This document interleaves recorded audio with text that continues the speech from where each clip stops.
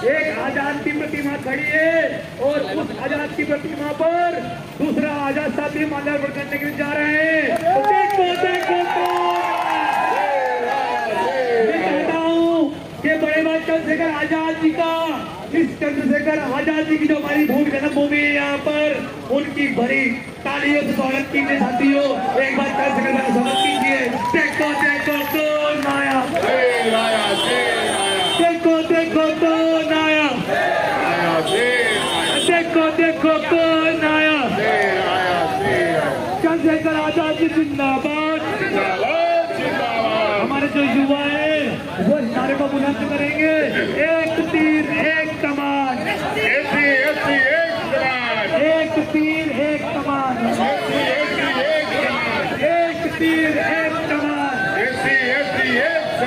देखो देखो कौन आया। ये डीजे वाली गाड़ी को आगे जाने दो, ये गाड़ी थोड़ा साइड कर लेना। चंद्रशेखर आजाद जी की प्रतिमा के पास जाने दो।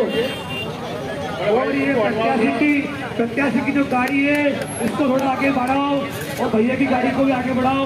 वहां से भैया संबोधित करेंगे ताकि वहां तक माइक पहुंच जाए, भैया के पास माइक पहुंच जाए। देखो देखो कौन आया, देखो देखो कौन आया। चंद्रशेखर आजाद जी अमर रहे, इधर दबाव जाएगा। हाँ थोड़ा हटो, आप लोग हटो, थोड़ा साइड जाइए, थोड़ा सा साइड हट जाइए। एक आजाद जी दूसरे आजाद जी को माल्यार्पण करने जा रहे साथियों, तालियां के स्वागत।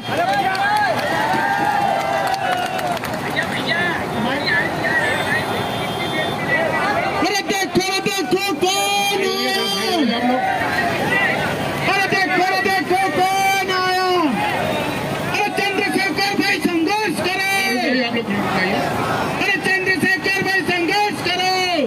रुक जाइए आप लोग।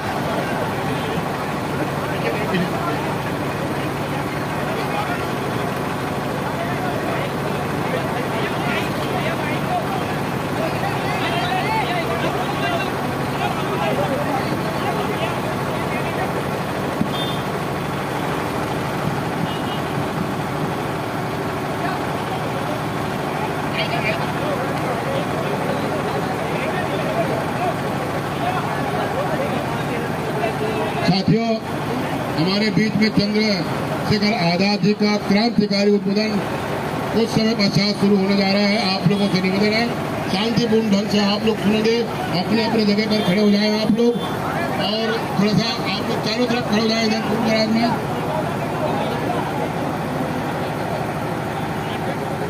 ये जो सामने खड़े हैं भाई साहब, आप लोग भी उधर से नीचे उतर जाए, जहाँ से उद्बोधन है वो लोग उतर जाए नीचे से, मूर्ति के सामने से भी थोड़ा सा साइड में आप लोग।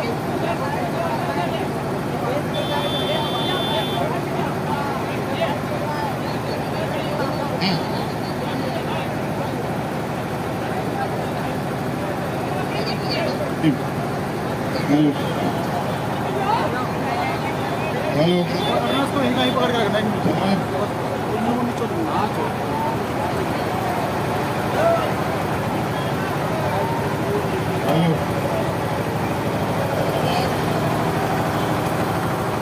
आवाज आ रही है आपको? इसकी आवाज ठीक कराओ, आवाज नहीं जा रही। अब देखिए आवाज आ रही है आपको? सुनील भाई जय भीम।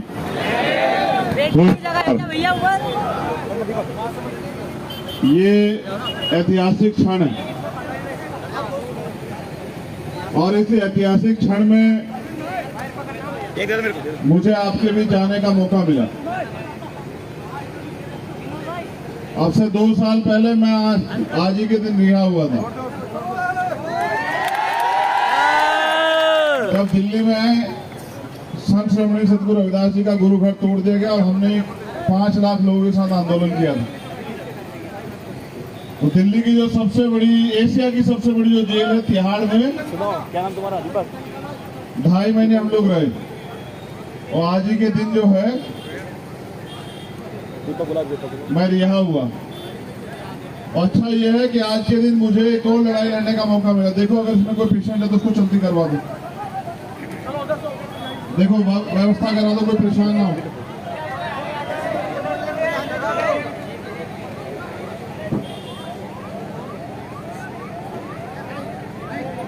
जाने की व्यवस्था कराओ, आम आदमी परेशान नहीं होना चाहिए, सुनिश्चित करो आप लोग। साथ ही एम्बुलेंस निकल रही, भैया ने चंद्रशेखर भैया ने बोला कि एम्बुलेंस को निकलने दो। आप देखिए किस प्रकार से एम्बुलेंस निकल रही है।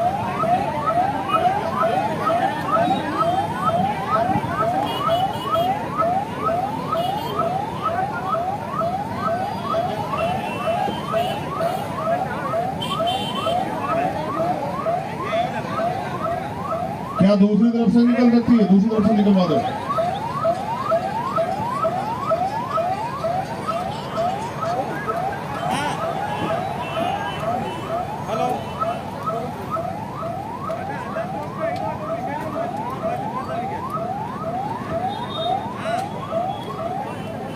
धन्यवाद उनको जगह देने के लिए। तो सबसे पहले तो मैं यहाँ उपस्थित, आवाज नहीं आ रही? जहाँ आवाज आ रही है हाथ उठा के बताओ जहाँ तक आ रही। ठीक। तो सबसे पहले यहाँ उपस्थित जोगट के जिम्मेदार, महान नौजवान साथी, बुजुर्ग, माता बहनें, जो सम्मानित लोग यहाँ उपस्थित हैं, मैं उनका धन्यवाद करता हूँ कि वो यहाँ उपस्थित हैं और उन्होंने हमें सुनने का समय निकाला।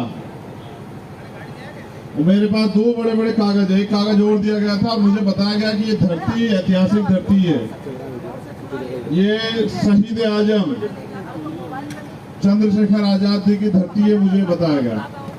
मुझे गर्व है इस बात का और मुझे उनको माल्यार्पण करने का मौका मिला, मुझे इस बात का भी गर्व। ये महापुरुषों की धरती है, ये तांत्या भील और जो महापुरुष हुए हैं उनकी धरती है।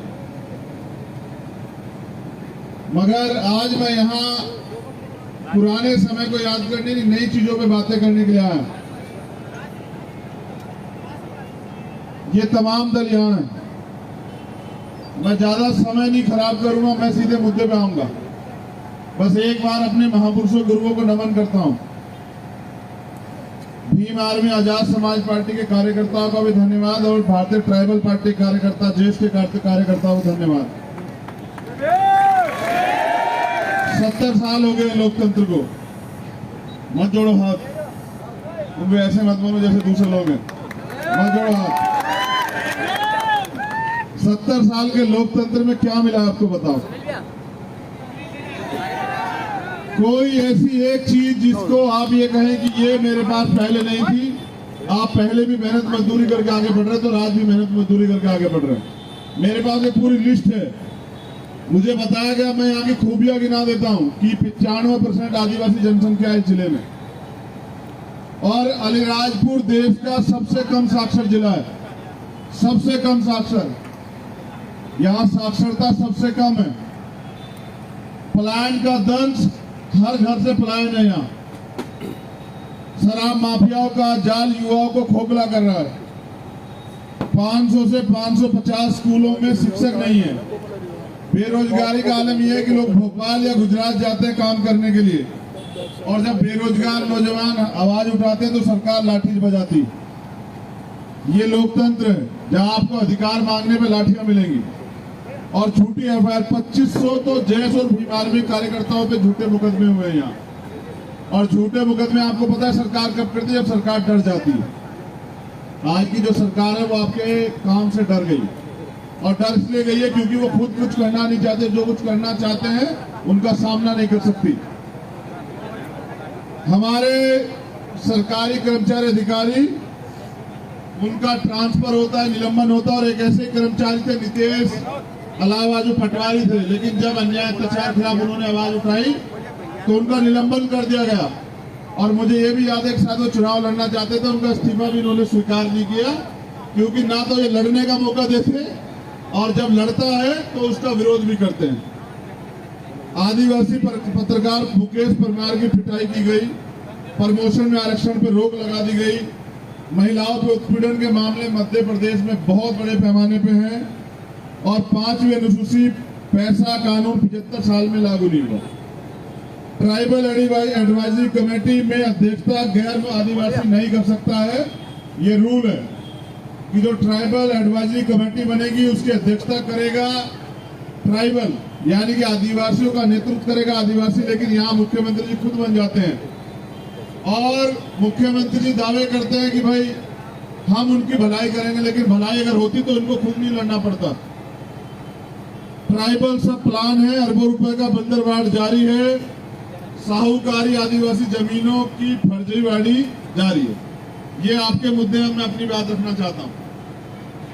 देखिए, ये लोकतंत्र, जब बाबा साहब अंबेडकर ने वोट का अधिकार दिलाया तो ये सुनिश्चित किया था कि जिनके पास वोट होगा उनका राज होगा।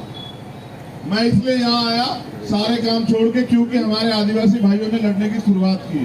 वो अपने हक अधिकार के लिए लड़ने के लिए आए और जब भी कोई अपने हक अधिकार के लिए लड़ने के लिए आएगा तो सबसे पहले उसका साथ देने के लिए चंद्रशेखर खड़ा रहेगा। मैं सिर्फ आपको बताने आया हूँ, बड़े पैमाने पे नौजवान है। नौजवान इस देश में गुलाम नहीं है, ना इस प्रदेश में गुलाम है और ना ही जवानी को गुलाम बनाया जा सकता है। लेकिन नौजवान अपना हौसला खोए बैठे इस बात के साथ, उनको लगता है कि उनकी तकदीर का फैसला कोई दूसरा करेगा। मैं पूछना चाहता हूँ और आप अपने आप से खुद से सवाल करें कि अगर नौजवानों के बारे में कोई सोच रहा होता, महिलाओं के बारे में कोई सोच रहा होता, दलित, पिछड़े, आदिवासी, मुसलमान, जैन, सिख, बौद्ध, पारसी, किसी के बारे में कोई सोच रहा होता तो क्या आपका जीवन नहीं बदलता?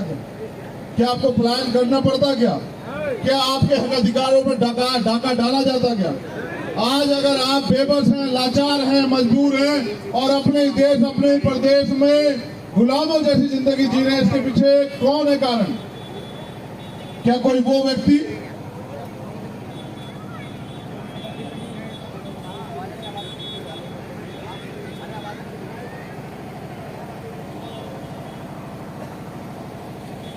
ये लोकतंत्र, पीछे वालों की भी अपनी अपनी बातें, वो कहते हैं ये भी कह दो।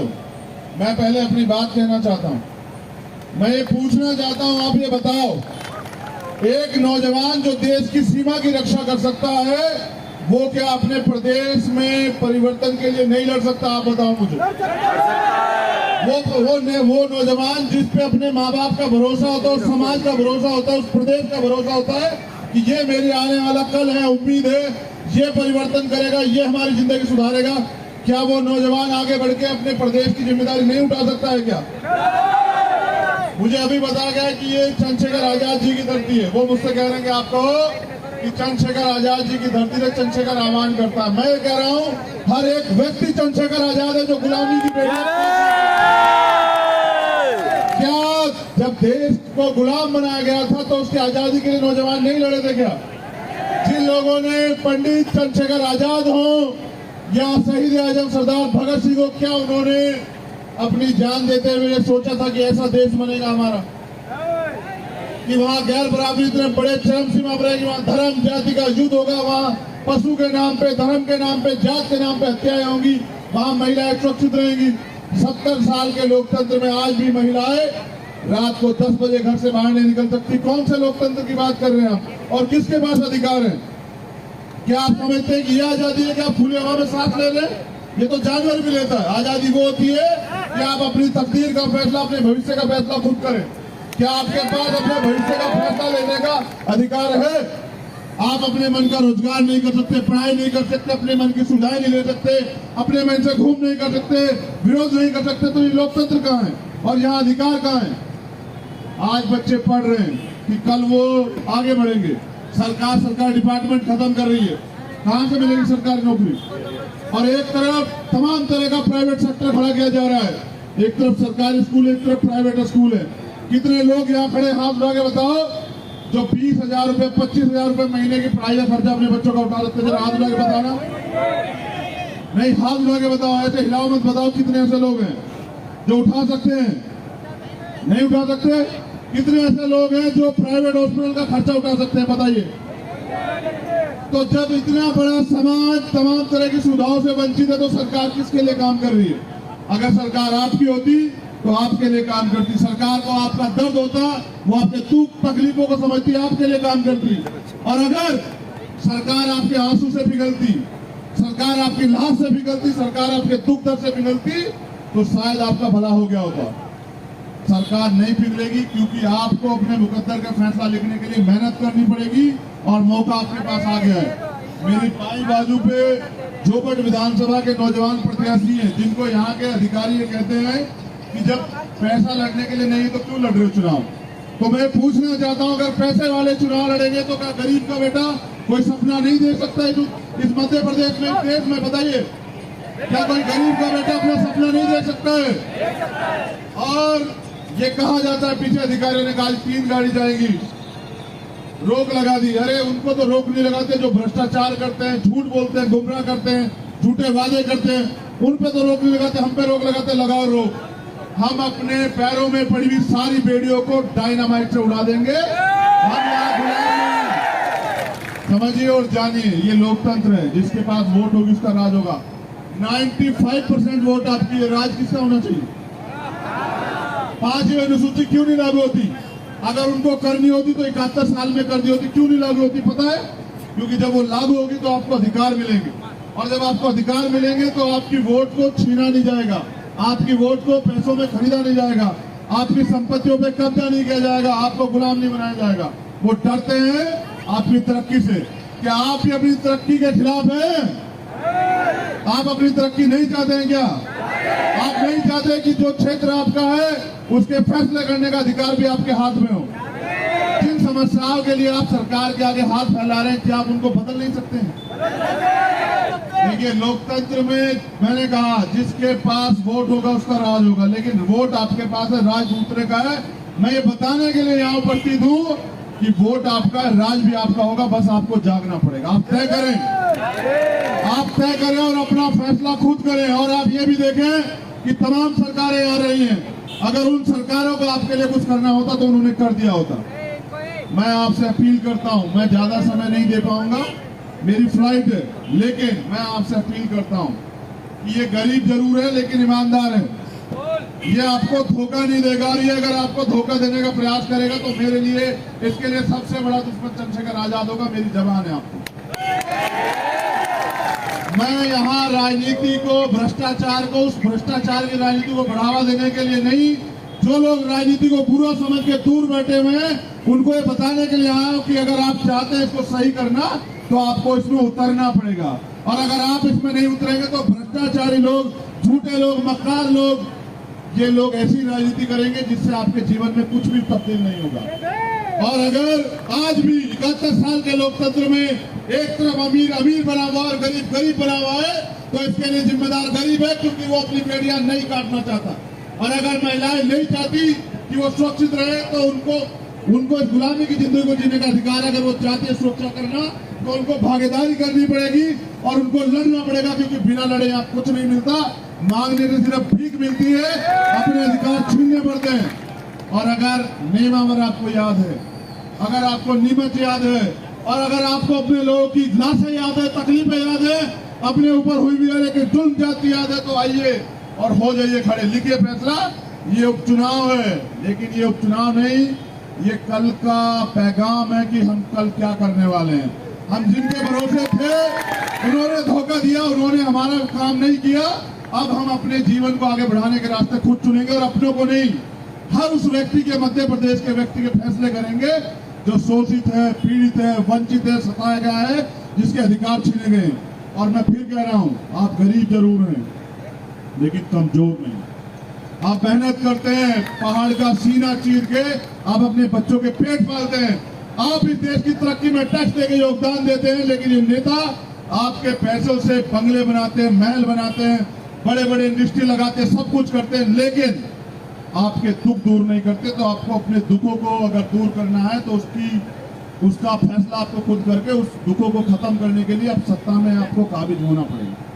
माननीय काशीराम साहब कहते थे, जो शासक नहीं होते उनको अत्याचार भी सहना पड़ता है, उनकी बहन बेटियों के साथ बुरे काम भी होते हैं, उनके साथ अन्याय भी होता है, उनकी पगड़ी भी उछाली जाती है और उनको बेबस कमजोर भी बनाया जाता है। तो मैं पूछना चाहता हूं नौजवान साथियों, मेरा आखिरी संदेश है आपसे, कब तक गुलामी सहोगे बताओ? क्या तकलीफ होती है नहीं होती है? क्या इस बेबसी गुलामी की जिंदगी काटना चाहते हो नहीं काटना चाहते हो? क्या अपने फैसले स्वयं करना चाहते हो नहीं करना चाहते हो? दोनों हाथ उठा के बताओ कि आप ललकार करते हो नहीं करते हो? अगर आप ललकार करते हो तो मेरे इस बात को याद रखना, किस तारीख में चुनाव बताओ? 30 तारीख में चुनाव।